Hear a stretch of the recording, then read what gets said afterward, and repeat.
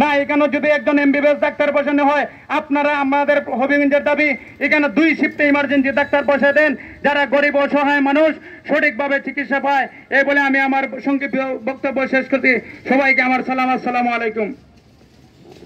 সংগ্রামী হবিগঞ্জবাসী, এ পর্যায়ে বক্তব্য রাখার জন্য অনুরোধ করছি হবিগঞ্জের অন্যতম, হবিগঞ্জ পৌরসভার অন্যতম নাগরিক, হবিগঞ্জের শিক্ষা প্রতিষ্ঠানের ঐতিহ্যবাহী শিক্ষা প্রতিষ্ঠান সিপাহ সালার সৈয়দ নাসিরউদ্দিন একাডেমির সম্মানিত প্রধান শিক্ষক জননেতা এস এম নাদির শাহ। আসসালামু আলাইকুম রহমতুল্লাহি ওয়া বারাকাতুহু। হবিগঞ্জবাসী সহ প্রবাসীদের সার্বিক সহযোগিতায় আয়োজিত আজকের এই মানববন্ধনে আপনারা ইতিমধ্যেই জানতে পারছেন আমরা কিসের দাবি নিয়ে এখানে দাঁড়িয়েছি।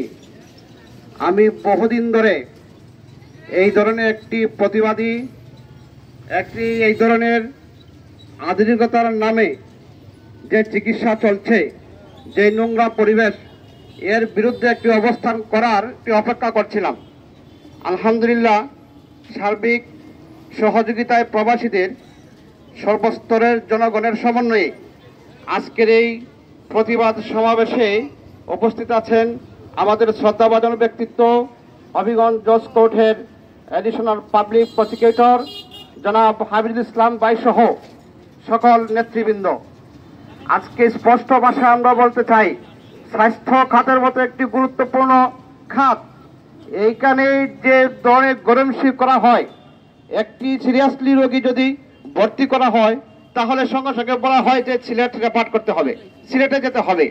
তাহলে আমাদের এই 10 তলা এই আধুনিকতার আমাদের কি প্রয়োজন ছিল? আমরা যদি এই দিক দিয়ে আরেকটু নজর দিই, পরিষ্কারের দিক দিয়ে এই 10 তলা বিল্ডিংয়ের এই প্রথম তলা থেকে শুরু করে যে অপরিষ্কার চৌকে পড়ে, আমার প্রশ্ন হচ্ছে এখানে যারা যান বা যারা চাকরি করেন বা যারা এটা পরিচালনা করেন, আপনাদের চোখে কি এটা লাগে না? জেলার মতো জেলা সদরের একটি হসপিটাল, এই প্রাঙ্গণগুলো এত অপরিষ্কার, এত অগোছালো, এটা কি কর্তৃপক্ষরা এরা দেখেন না?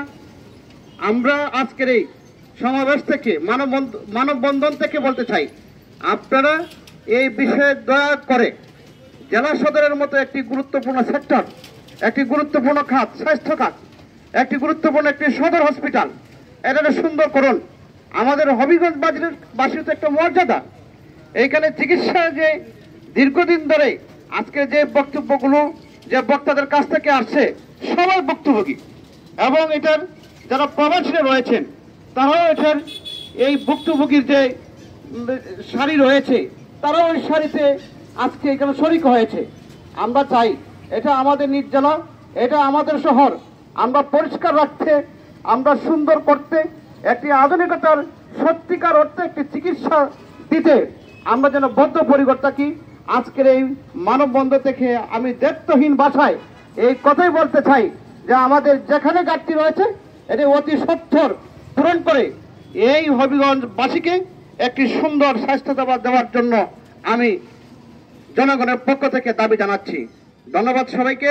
আসসালামু আলাইকুম রহমতুল্লাহ ওয়া বারাকাতুহু।